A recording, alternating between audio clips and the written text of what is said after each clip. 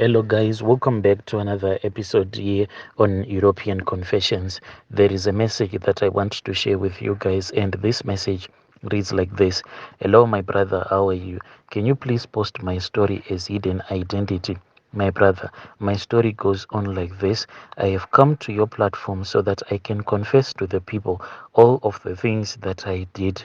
And for me to be using all of these charms that I am using, it is not because I am in need of these charms, but I just ended up using all of these charms because of my friendship that I had with this other man whom I can say was a witch doctor. This man, he comes from our area and he's a local.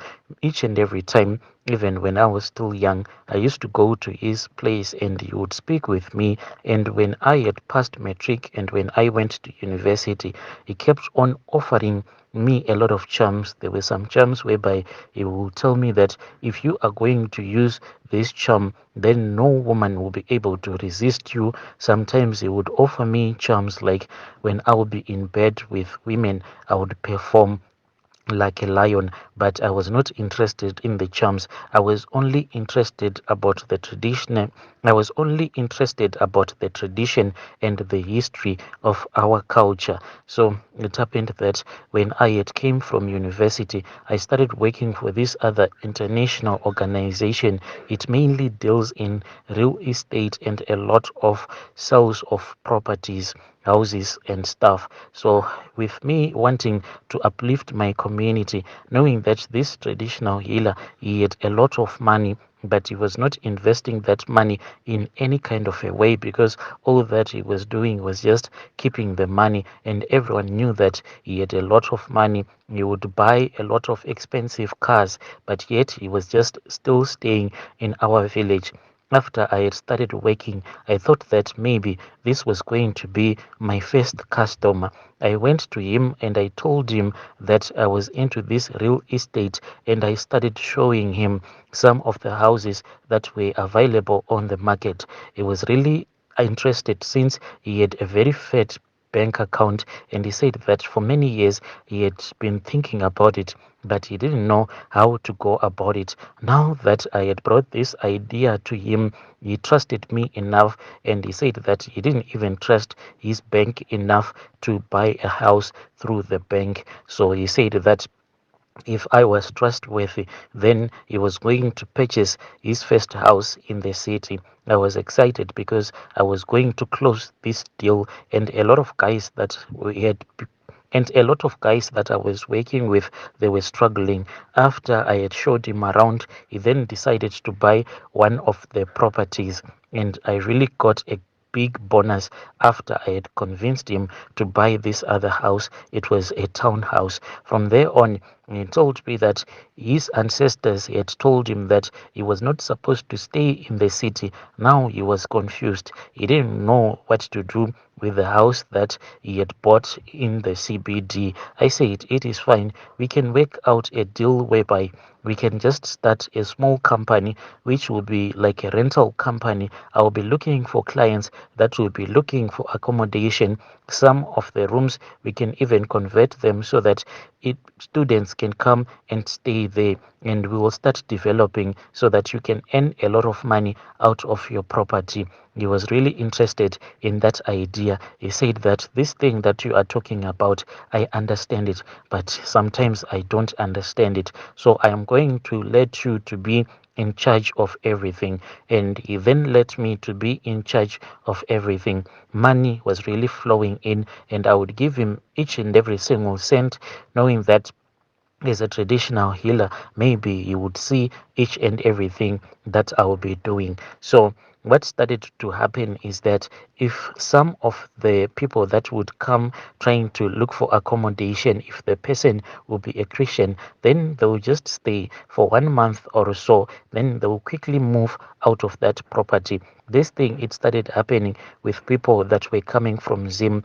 There was this other lady, she was going to those churches whereby they wear some white robes. So after she had started staying there with her husband, she started complaining to me. That woman, yeah, she complained a lot. She complained about everything. The first night that they moved in, she even sent me a message early in the morning, and she said that she could not fall asleep throughout the night because it seemed as if this house there was a lot that was going on. I felt so irritated by her when she kept on complaining. But after she and her husband had moved out, a lot of people, when they would move in, I started to notice a pattern whereby a lot of people before they would have moved in, some of them they will say that they need to hold a prayer there. So this thing is started confusing me, and I didn't even tell that man who was from our village all of these things that I was experiencing.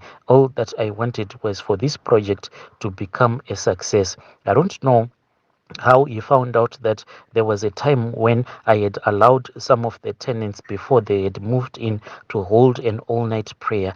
He came to the city and he was really angry, and he said that the things that I was doing, it was disturbing his business. So he said it is far much better for me to write on the lease agreement that I should not allow people that will be disturbing his business. I say that, but if we do that, some of these people they can even sue us because the constitution it does not allow us to discriminate against one's religion. So he then said that if it is like that, then let my house stay without anyone staying in it. But still, I reminded him about the rates and the taxes. So he agreed, and he said, but this time around, just try to turn it into a student accommodation. So the first house that he purchased, we turned it into a student accommodation. From there on, he purchased more house through me, but in that same organization. One thing that I started to notice about this man, my brother, is that each and every time that he would purchase a house, he would bring a cow's horn. Then they would bury that cow's horn somewhere in the yard of that house that he would have purchased. It then clicked in my mind because that lady, that one who used to complain a lot, that is the type of dreams that she used to tell me.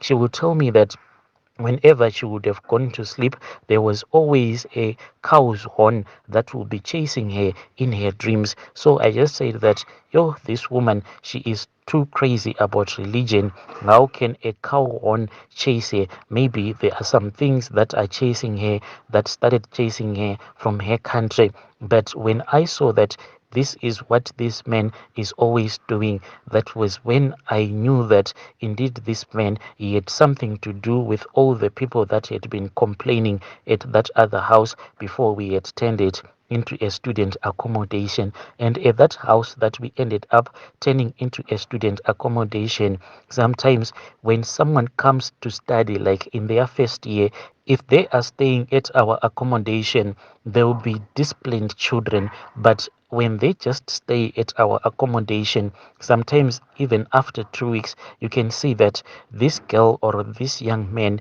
is no longer that disciplined child that came when they started staying at our accommodation. It is like that house, it just changes everyone. They go so wild. I've witnessed two students that once came and started studying at this other university that is in our city named Eden. Those two students, I watched them until they became drug addicts. Now they are staying in the street. But when they came, they were disciplined young men and a young girl. But now I regularly see them just staying in the city, not doing anything. That house, my brother, I know that he is using that house to steal people's destinies. After he had made it known to me that he uses the cow's horn to protect his properties, he said that he uses this horn so that people would not come and steal from him since he is developing a lot all of the houses that he has been purchasing. He said that if a thief will try to enter into the yard, then you'll see a vision whereby a bull will be chasing after him, thereby the thief will run away. So I then got interested until He said, if you want something as well, I can give you. So as a man who was now dating at that time, I just wanted a charm whereby if I see a woman, at least if I speak with that woman, then that woman will be willing to date me. You know, us men, we are just like that, because I had been eyeing this other lady and she had been resisting me even though she is a married woman. That was when he gave me small sticks, and he then said that if you want her, you need to speak with her, but you have to speak with her once you have placed that small stick underneath your tongue. And after I had started using those charms, I started to get really interested in anything that has to do with magic, until finally I said, but this job that I am doing, yes, I am earning money, but money, it is really nice to eat each and every day. The more that you make, the more the bills. I spoke with him and I told him that even though I am earning all of these great bonuses and I have an extra income with the business that I am doing, but it is never enough. He just laughed and he said that stop dating a lot of women. But how can I stop dating a lot of women when I have a love charm that I regularly place underneath my tongue? And more women, it means that the higher the bills, because even if you use a charm on a woman, you still need to take care of her, to do her hair, buy her clothes, and to give her girlfriend allowance. The love charm is not going to do that. So he then said, I can give you a charm whereby if you bless someone, then by you blessing that someone, the blessings that are supposed to go to that person, they'll end up coming to you, and all of your bad luck, you will be giving it to that person that you would have blessed. That is how I became that person whereby if I give someone money, then it will be like I am blessing them. But what would be happening in real time is that they will be taking my bad luck and I'll be taking their good luck. So after that charm had been given to me, he just rubbed some medicine on my forehead and he gave me herbs and he told me that I was supposed to wash my body using those herbs, and after washing I was not supposed to dry myself. I did it for several days until my body started to feel really itchy all over my body, and my skin was reacting to those herbs that I was using when I was washing myself, because it had a strong smell like Dettol and it was really irritating for my skin. I went back to him and I showed him how I was reacting, and he said, it means that your body has accepted this charm. Stop using it, otherwise you are going to damage yourself. From there on, what started happening is that, let's say if I just gave someone a lift, and if that person tries to pay me for the lift that I would have given him, and if I give them the money, sometimes during the day I can just pick up the same money that I would have returned back to them. I went back to him and I asked him why I was coming across such luck, and he said it is not luck, but what will be happening is that that person that you would have given back the money in the future, he is supposed to pick up money